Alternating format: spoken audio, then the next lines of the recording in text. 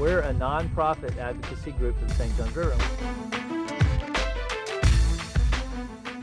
And our mission is to help protect the river.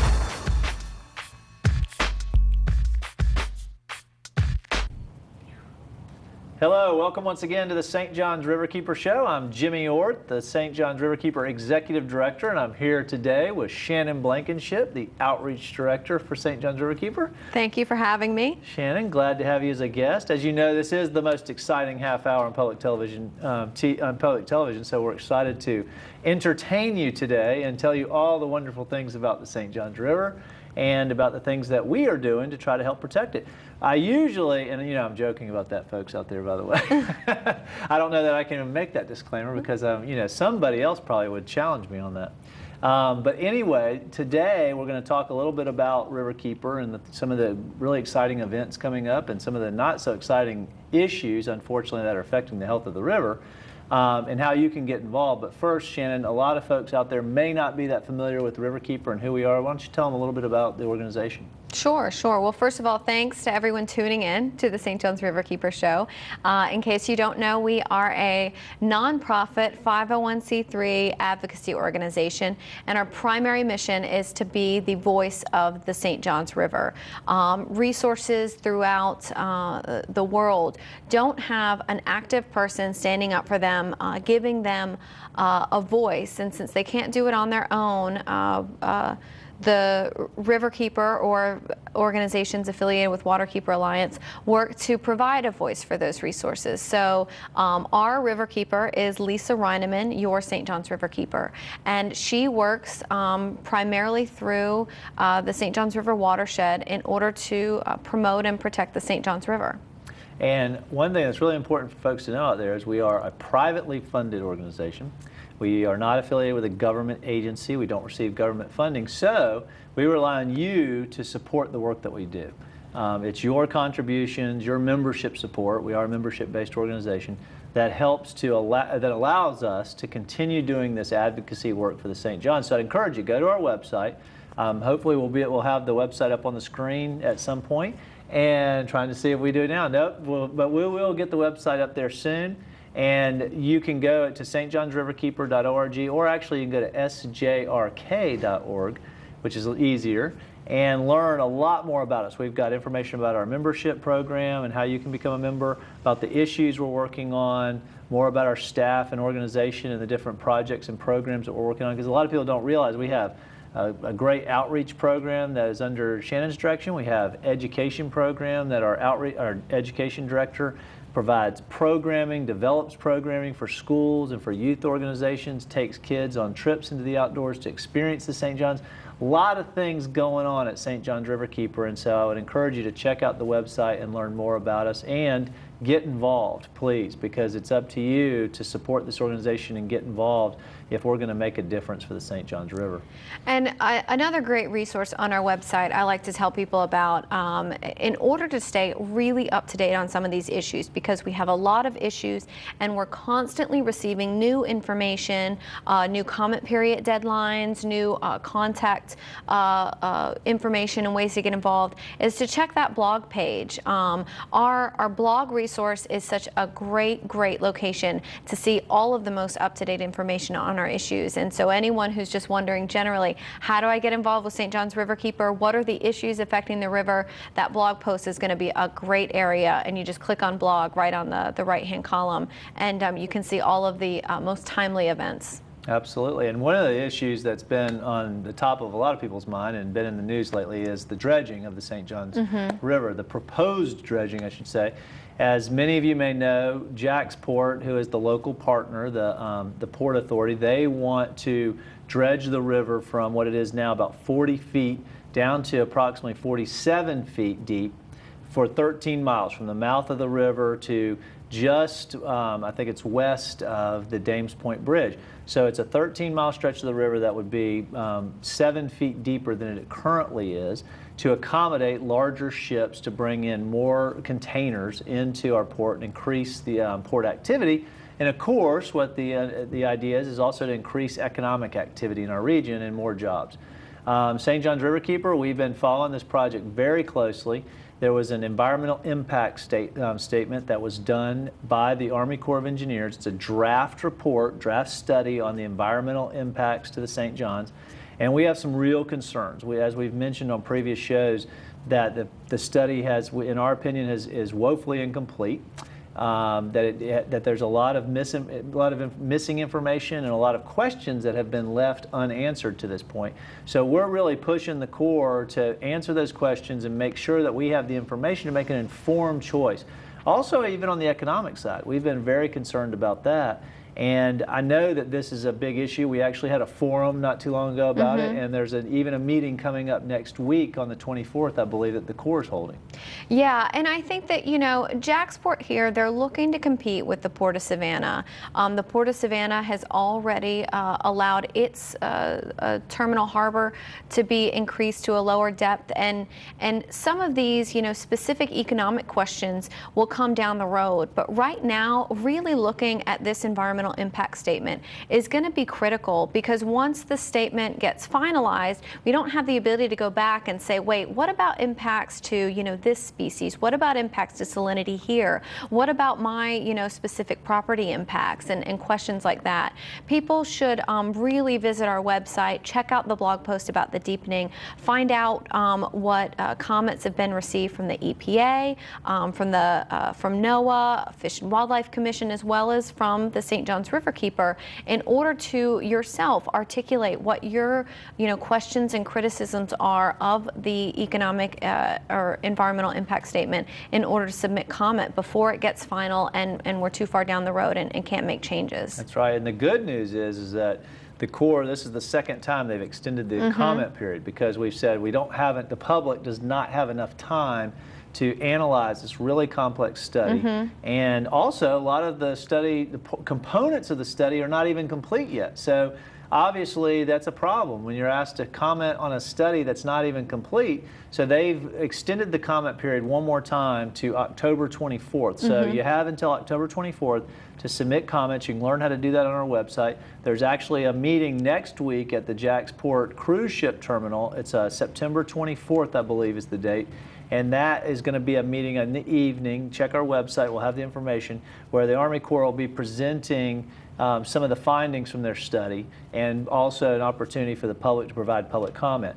Again, some of our concerns are, as you go deeper, that means that you're going to have more salt water coming farther up into the river.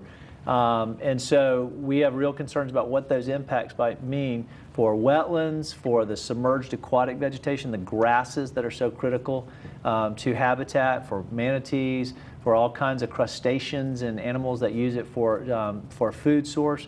There's also major concerns about the trees, and a lot of there's potential for a lot of tree mortality, especially in some of these tributaries like the Ortega River and Julington Creek, where you might see a lot of these cypress trees along those banks that are going to die, and which could affect erosion along the shoreline as well. So we have some real serious environmental concerns about the impacts, and so we're really looking at this closely, and a lot of those concerns you can find on our website as well. Yeah. So I really encourage everybody to get involved. Go check that out.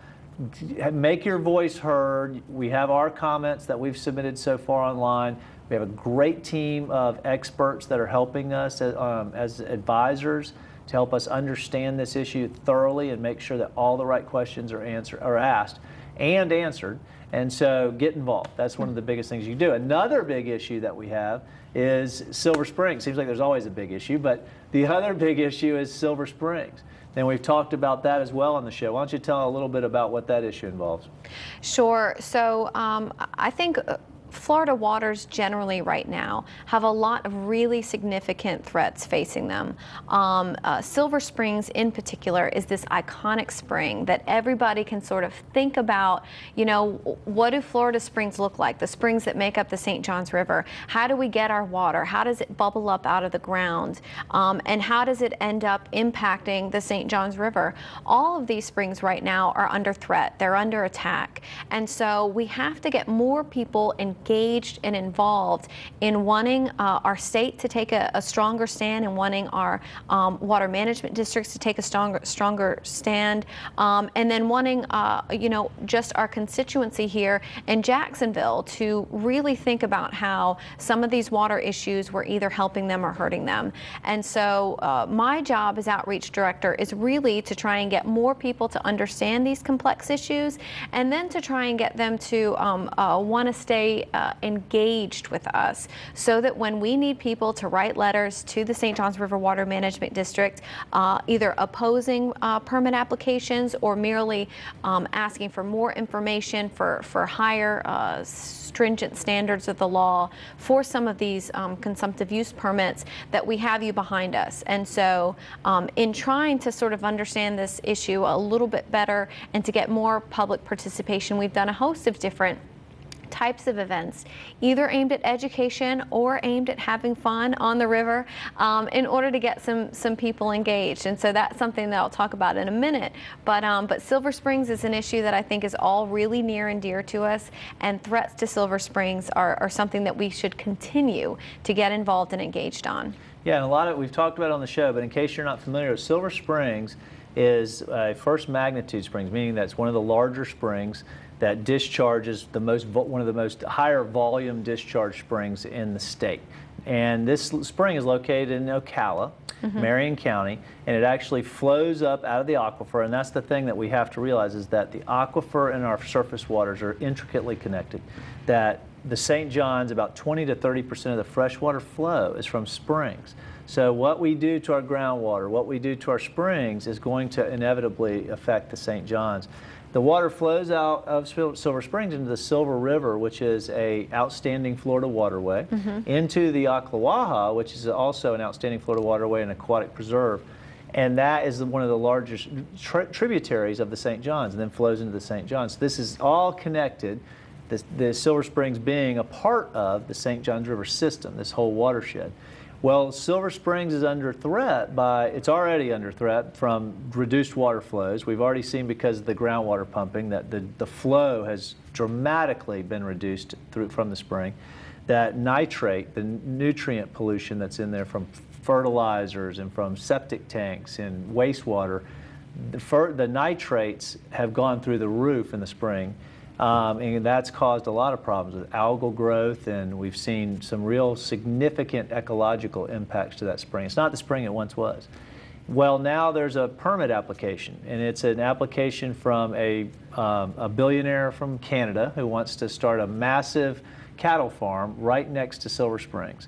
And this would be about 15,000 head of cattle. Wants to take over nearly 5.5 million gallons of water a day from the aquifer to irrigate his fields, and then it would also be heavily fertilized, so that these cattle can graze on that grass. And so this is an area that we just feel like is totally inappropriate for this type of activity. It's too close to the spring. It's going to increase. It's going to add further to the nutrient pollution problem, and it's going to further reduce the flow of those springs. So we've been opposed to that, and you can find out more information on our website about that. But we've got a big event coming up to help us to fight this permit and this effort to further degrade the Silver Springs. Yeah, so Lisa's going to be at this event that we're going to have, and she can talk a little bit more about, Silver Springs, what's the water reduction numbers that have come out of how we need to work to protect these springs, and I think that this event is going to be a really fun one to get people to come out and want to learn more about this issue. We're having a low country boil. It's going to be at Sadler Point Marina on October the 3rd. And we've got live music, food donated from Black Hog Farm, some really good John Boat beer donated from Intuition Ale Works. The live music is going to be from this Frontier Needs Heroes, which is a really cool locally based band that's been in New York for the past few years. So we got them back, and we're going to get them here at the event. And then just a really great time to have everyone sort of come together here in Jacksonville. I think that people in Jacksonville don't always realize that the issues out there at the springs, the water supply issues happening in Central Florida directly impact the river right here in Jacksonville. And so bringing people out waterfront, having them realize, recognize, remember why they care so much about the St. Johns River, the way that it works, the way that it flows. This event is really just sort of that way to stigmatize, to reinvigorate those thoughts and get us all caring about our waterways again and wanting to remain involved on this issue. Yeah, and it's going to be great. Like Shannon said, we're going to have low country boil. It's going to be local food. You mentioned Black Hog Farms. They're going to provide locally grown potatoes and corn and sausage. Actually, they raise hogs on their property. But there's also going to be local seafood. Shrimp's going to be donated from Fisherman's Dock Seafood, which they've been great supporters of ours over the years, and also provide the oysters for our oyster roast, which is another great event that we'll talk about later. But it's local food, local beer, local people. Yeah. We're going to have lots of fun. And we're also going to have a boat trip. Yeah, the boat cruise, this is going to be an exciting, I think, sort of end to our evening, because we're going to be talking about the threats facing the St. Johns River. But that doesn't mean that it's still not such a great river to get out on and enjoy a relaxing boat cruise. The Jacksonville Water Taxi is out, it's active, it's running its stops through downtown Jacksonville. Take it for the Jaguars games. Jump on the boat. They're doing some great changes to the boats and fixing them up.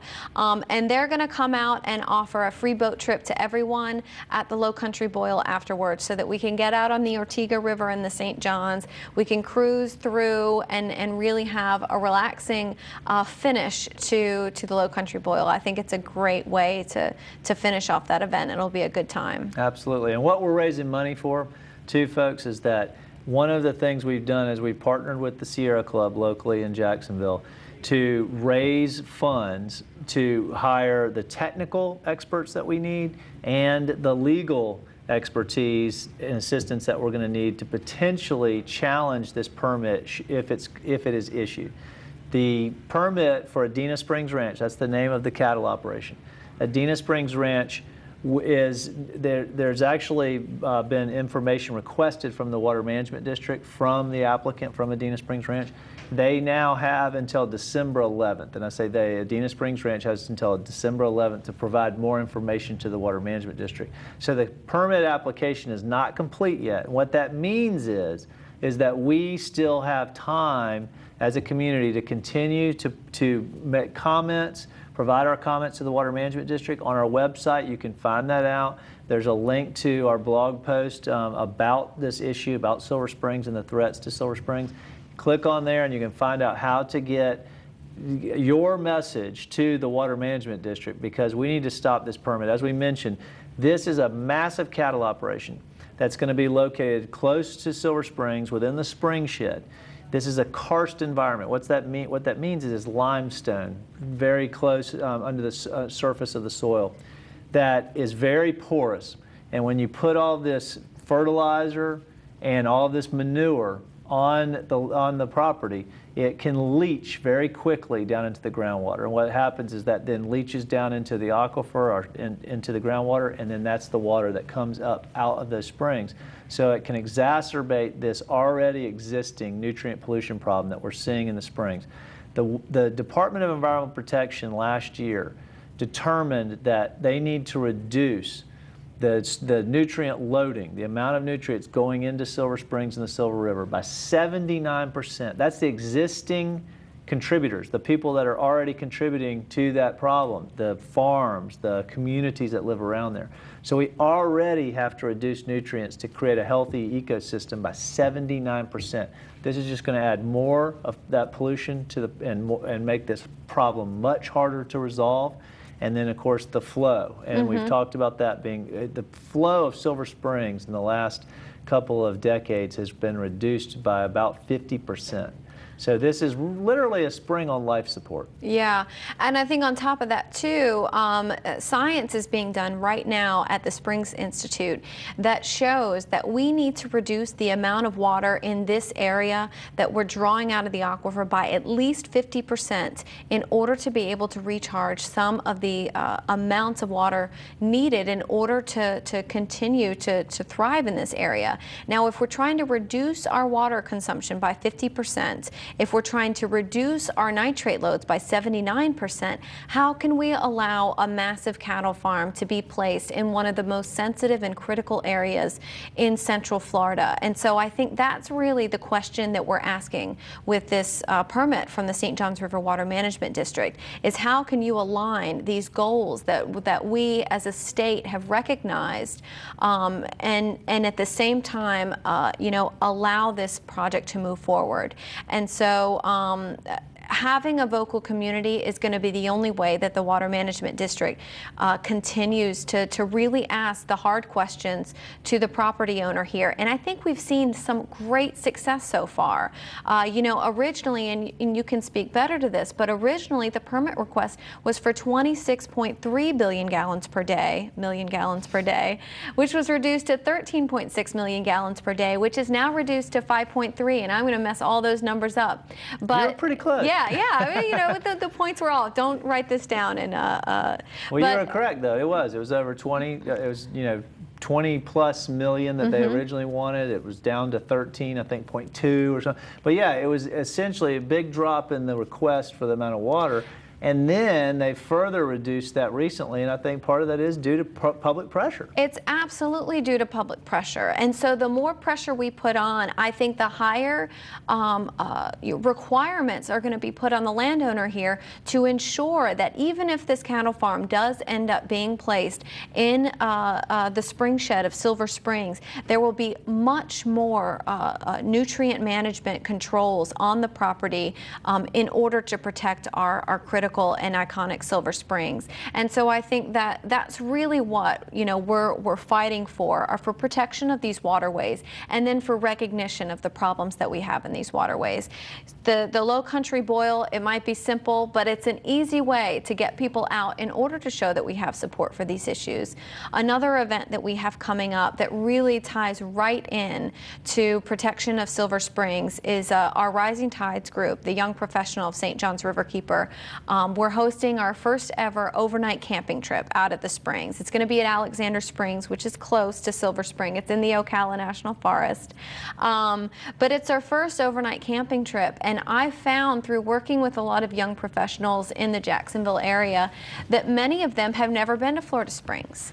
We think about them. I think people recognize there are manatees in them, but actually going out there, spending time overnight, sort of listening to the wildlife in the surrounding area, recognizing how many ecosystems and species and just the plethora of flora and fauna, the birds, the reptiles and amphibians, all of these things relying on these springs.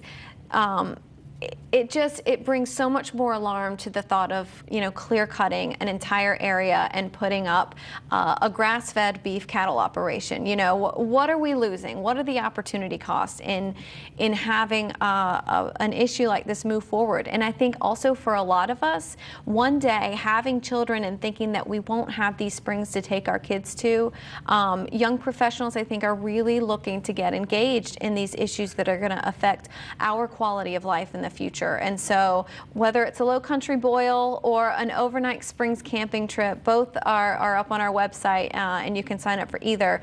But any way that we can get people to really critically think about Florida's resources and what's happening is something that St. Johns Riverkeeper is looking to do. Absolutely. And I think the thing too that's important, whether you're camping at Alexander Springs or you're at a low country boil and you're concerned about Silver Springs, I think these are really, the problem is that this is not just specific to one or two springs. This is actually a problem that Silver Springs, what's happening in Silver Springs is emblematic of a problem throughout our entire state. With waterways, not just springs, but waterways throughout our state, where we're seeing reduced flows.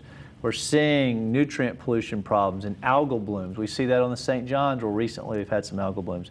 So this is emblematic, really, of a much greater problem, and that's why I think Silver Springs is so important, is because it is such an iconic spring. It is so historic. It was Florida's first theme park and one of its most major tourist attractions.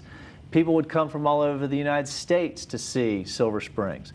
And now to think about that it is in such disrepair, that it's in such bad condition, and that we are even contemplating causing further harm to this spring system instead of focusing all of our energy on trying to restore it and all the other springs that are impaired. I think that's why this is so important, and why this represents the importance of us getting involved and taking back our waters, which are ours. They belong to us, and we have a responsibility to make sure that they're protected. And so St. John's Riverkeeper offers a lot of ways to do that. Like I said, go to our website. You can learn more about some of these events. There's ways to volunteer. Shannon also is doing a great cleanup event coming up on McCoy's Creek, and that's an ongoing project you've been doing for over a year now. Sure. Rising Tides, the young professionals, the St. John's Riverkeeper, one of our steering committee member, Alicia Smith, came to me after we did a massive cleanup on McCoy's Creek last September, a year ago now, and said, I want to start cleaning up more often. I want to start doing something monthly, because I really want to make a difference on some of these smaller tributaries here in Jacksonville, and get more people involved. And so we very quickly said, you know what, this is a great time to get it started. In all of 2013, every single month, we're going to go out and clean up McCoy's Creek.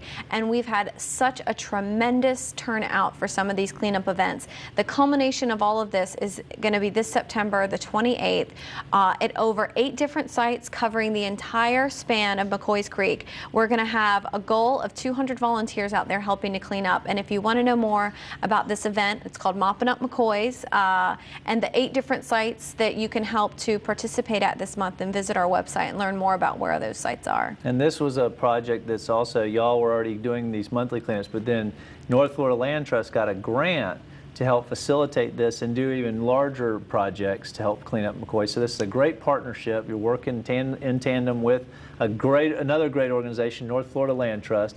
So it's going to be a lot of fun. Now, if you end up seeing this show after the cleanup, which is on the 28th, then there's still going to be other cleanups, because this is an ongoing project, and you can check our website and find out dates for the next cleanup to participate in, because believe me, McCoy's Creek has been so polluted and so much trash that this has literally taken a year to get to this point, and it's going to take probably, several more to clean up that creek and actually restore its health, which is also a goal, I know, of your group. Absolutely, absolutely. We look forward to December. We're going to be right there at the end of the creek where it meets the St. John's River at North Bank Riverwalk. Get involved in any of our monthly cleanups, but we will be celebrating in December of 2013 when we finish this year on McCoy's Creek, and I think we'll be celebrating making a really big difference. Well, and I think that's the thing that, kind of a lot of these issues can be overwhelming. Sometimes we feel like, it's out of our control, out of our hands. There's nothing we can do about these problems that affect the river, but we can. It's really up to us to get involved, and that's what we're really encouraging to do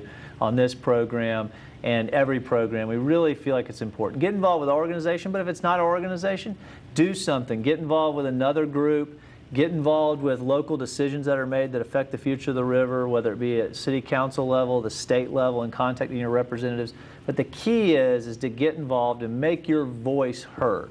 And I think if we all chip in and do our part, whether it's trying to reduce our own impact or addressing concerns for problems that are affecting the river to elected officials that maybe make decisions at a higher level, the key is that we take ownership of these issues and make sure that we have the people elected that are going to make the decisions that we need for the river, and that they're doing what they need to do to protect the St. Johns. So thanks so much for tuning in again. I encourage you to go to our website, learn more about some of the issues, learn more about some of the programs that Shannon's overseeing, some of our education projects, but there's a lot going on, and we hope you'll get involved, and we'll see you next month.